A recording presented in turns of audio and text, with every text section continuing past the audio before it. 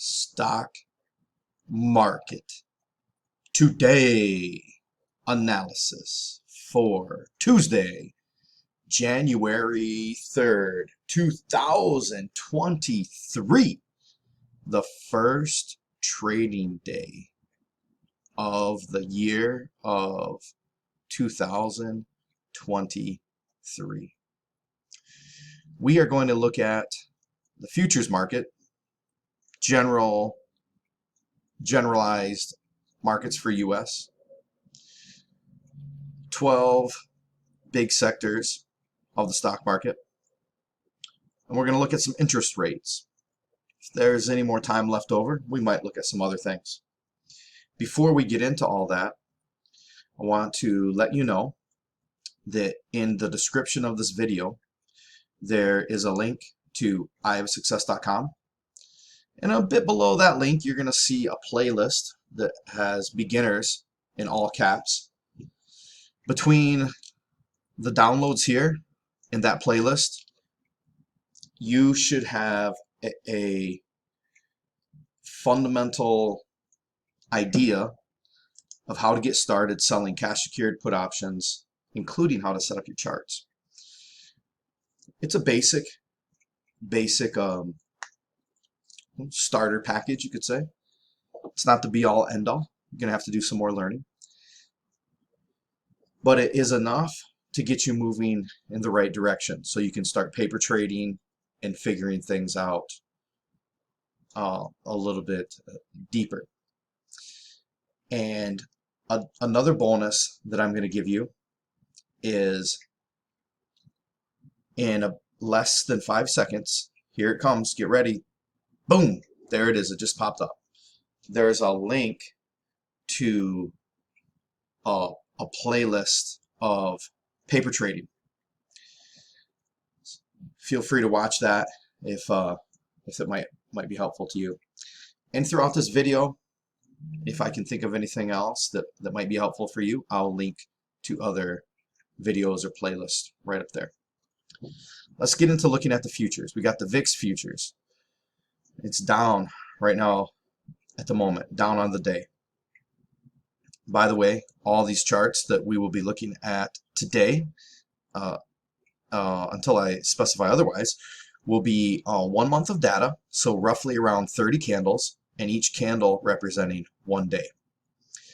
200-day moving average, right? And one thing that you could do is, without really analyzing what's going on in these candles, you can get a broad view of what's going on. VIX under a downward sloping 200-day moving average.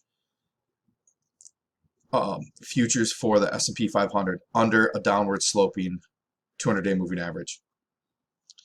Futures for the Dow Jones above a flat 200-day moving average. NASDAQ below a downward sloping 200-day moving average. Russell 2000 below a downward sloping 200-day moving average. 10-year US Treasury above a upward sloping 200-day moving average, and it's kind of a steep upslope. Oil below a downward sloping 200-day moving average. Natural gas below a debatably sideways, basically sideways moving 200-day moving average. Gold above a downward sloping 200-day moving average. Silver above a downward sloping 200-day moving average, and Bitcoin below a steeply downward sloping 200-day moving average. Overall, you can also quickly look and see, like right here, these are the futures for the 4 big indices of the stock market. So you could say basically this is futures for the entire market. What do you see? Down, down, down, down. What do you see with these two metals here? Up, up. Energy, down. Kind of down, but looks more sideways, doesn't it? 10-year yield, up. VIX, up. Let's take a look at this. If you have been watching these videos for the last week or so, I've been talking about what sometimes happens is if you have one side of your candle formation is flat and another side is pushing up, sometimes what happens is that sooner or later prices pop to the side that it's flat on, and that is exactly what has happened here. You see how it's been flat in this area, and if you think, well, look, that's not flat compared to this, you can probably see that's going up, and sure enough it did. Now, will that happen with silver also? Flat, pushing up?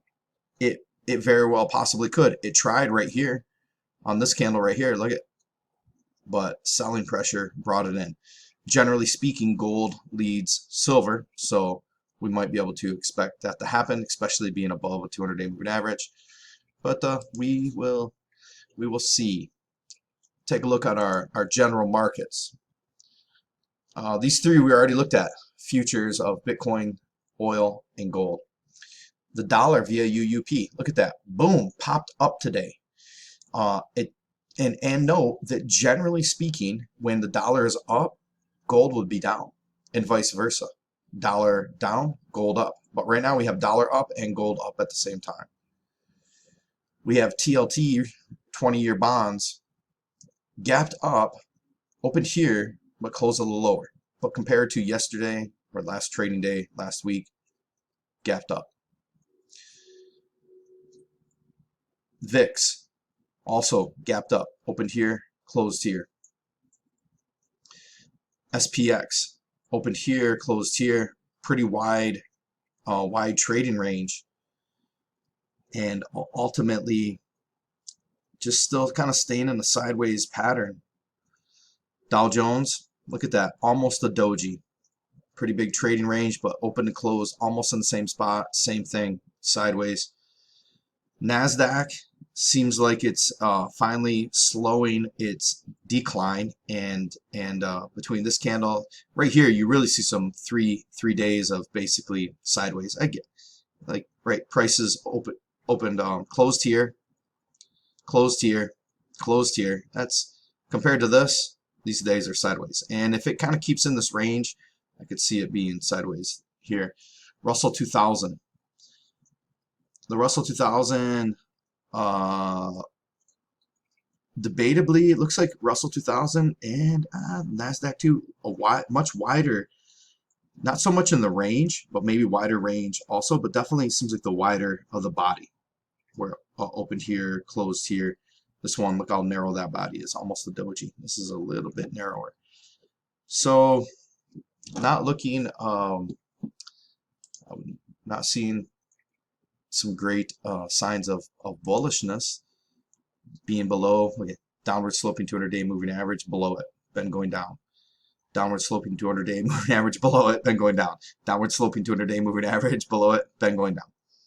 This is the only thing that's above the 200-day moving average, and it's a flat 200-day moving average, and it's going down. So there's really, I don't see, so far, I haven't seen any reason to believe that we're heading into a bull market. So, you know, if you listen to certain people, certain media people, they're all hyping up the market, and then take a little deeper look and try to figure out who's paying their paycheck to have them say that now is a good time to be buying. Okay, now here's 12 big sectors of the stock market. Take a look at those moving averages. Below a downward sloping 200-day moving average. Above, but moving down, above a upward sloping 200-day moving average. Not super strong upward slope though, right? Is it starting to flatten out? Right above a downward sloping 200-day moving average, but you see we had action above it, we had action below it, now it's retesting, trying to get above it. Looking at this though, and everything that you've seen so far with those four indices, right, seems like it might end up failing. Above a flat 200-day moving average with price action has been moving down. Basic materials below a flat to down. You know, it used to be flat, kind of was more flat. Now it's got a very slow decline to it. but flat to downward sloping 200-day moving average. Communication sector, but moving down below a downward sloping 200-day moving average. Energy above an upsloping 200-day moving average, but basically moving sideways. So energy closed the day here, going back about a month ago. It was right there, right? I get it was all the way up right here, but the very next day it ended here. It's pretty close to sideways. Consumer discretionary below a downward sloping 200-day moving average. Look at that moving down. Above a flat to barely upsloping 200-day moving average. Kind of looks flat. No, it is above, but look at it tested below that. Look at selling, buying pressure pushed that all the way up here. Same picture here, or very not the same picture. Similar picture to this, but it's half above the 200-day, half below. Kind of looks like this too, but we got a little different formation right in there. But right now below a kind of sideways-ish moving 200-day moving average, below moving down below a downward sloping 200-day moving average, moving down below a downward sloping 200-day moving average. So things continue to just look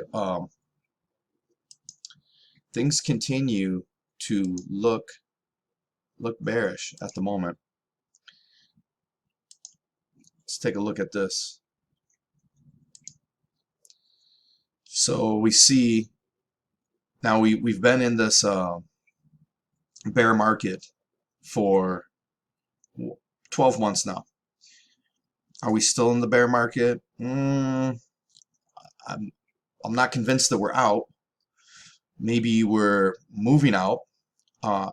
As I have been saying for maybe, I don't know how long it's been, at least weeks, maybe going into months now, that I really think it could kind of grind sideways, exit this bear market into a sideways market. I think it's possible, and it seems to be doing that because you see drops down here, touches this point right there that's under that red line, touch that red line right there, and kind of bounced up a little bit out of it. And if we look to the left, right, it's right in that. Let's do this. This will make it even easier. Line this up right here. Now look to the left, right in this area. Keep looking to the left, right in that area. So it's like this area right in here could act as like this price congestion area where it's got some support and resistance, but that, and then we can widen out. Like we'll have this kind of tight range of sideways movement, a little bit wider range, a little bit wider, a little bit wider, ultimately to about this 357 down here, and maybe around this like 427 or so up here, and somewhere kind of anything in between there, kind of keep bouncing back and forth. So stay nimble. If you're interested in, depends what your strategy is. If you're selling cash secured put options, or you have certain stocks that you want to buy, you could sell cash secured put options on them. One thing that you can also do to try to get a better entry is to pay attention to the VIX. Now you see right here the VIX closed at 22.9, and you see it was, what range has it basically been in? If you go back, it was like 22. It was kind of a, see right here, once it got on top of 22, kind of stayed on top, tested here, came back up, dropped over here, boom, but shot back up the next day. And also keep in mind, this VIX is based on people buying options on SPX, so it sort of acts inversely to the SPX, but it's not 100% all the time like that. But generally speaking, When the VIX is lower, that would mean that stocks are moving up, and when the VIX is higher, that would mean that stocks are moving down, generally speaking, right? So anyways, what you could do to potentially time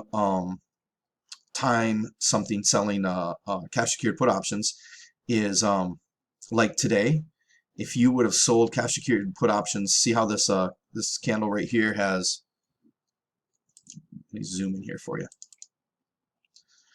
I'm not sure if my cursor disappeared, but look at today's candle. You see how some of it has like a wider body and some of it up to the top is real skinny.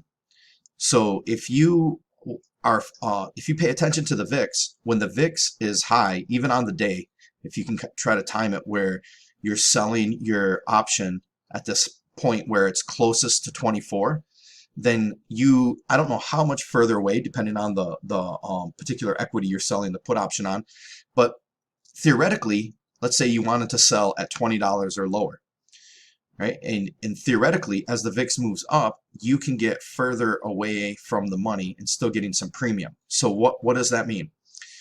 Let's say if you're doing the SPX, maybe you can sell something.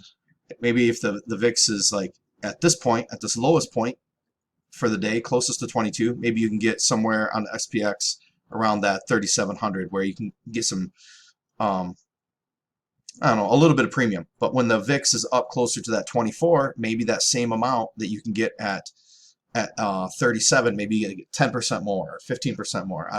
I'm not sure, but basically you keep in mind that selling put options on stocks that you would be comfortable owning, selling cash secured put options on stocks you'd be comfortable owning, it's like selling insurance.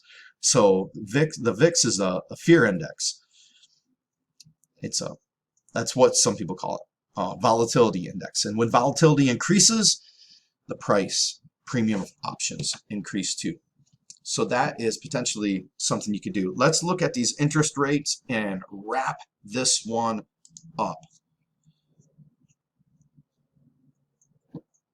10-year yield, we see 10-year yield closing at 3.88 or right around there. I'm not 100% sure how accurate these numbers are, but I think they're fairly close.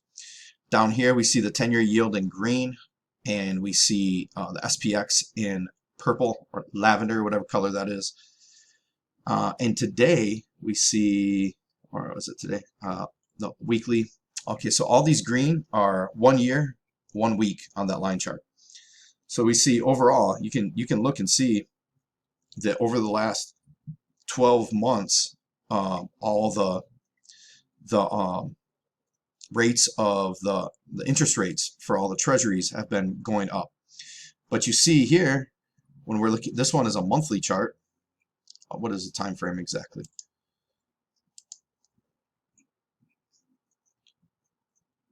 One year, 1 month. So each candle is a month. It's showing you a year of data, and you overall see that it's basically what's been happening is that the interest, the people who are, the amount of money interested in flow, people, investors, whatever, institutions that are interested in putting money into these treasuries has been decreasing. So they have to raise the rates in order to get some people interested. Now, is that, when you hear about people raising rates and all this stuff, the Fed and la-da-da-da, is that exactly why they're doing it, to get these people to purchase the treasuries? I don't think so, but I don't know for sure. Unfortunately, they don't invite me to these meetings and make me privy of all this stuff. But generally speaking, that's just kind of how it goes. Like if let's say you own a business and you got a really crappy job, and you need, and no one's showing up for job interviews. So maybe you start paying more money to get people to show up for this job that nobody wants.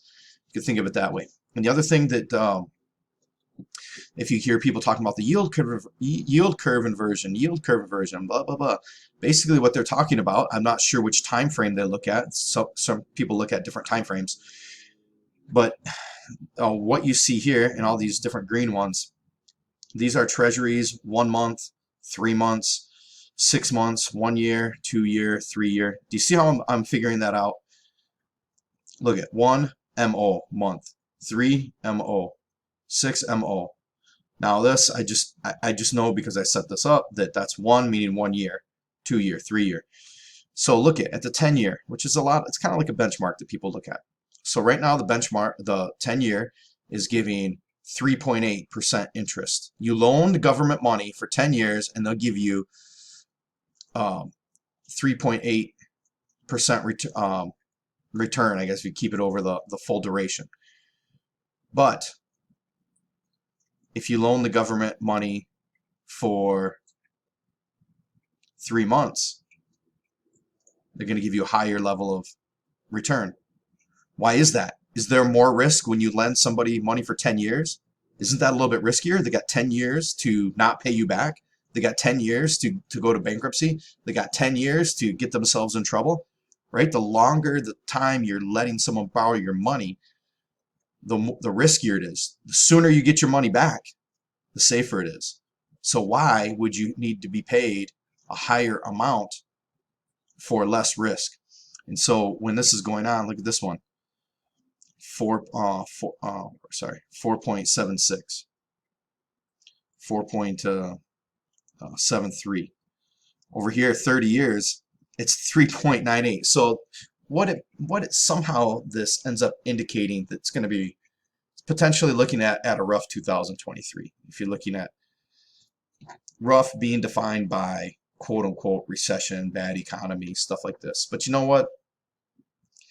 I'm going to close this video off. We're talking about these interest rates.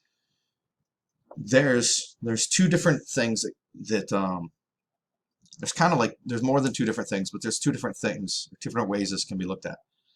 Now, the United States economy could have a rough 2023, but that doesn't mean Brent's going to have a rough 2023.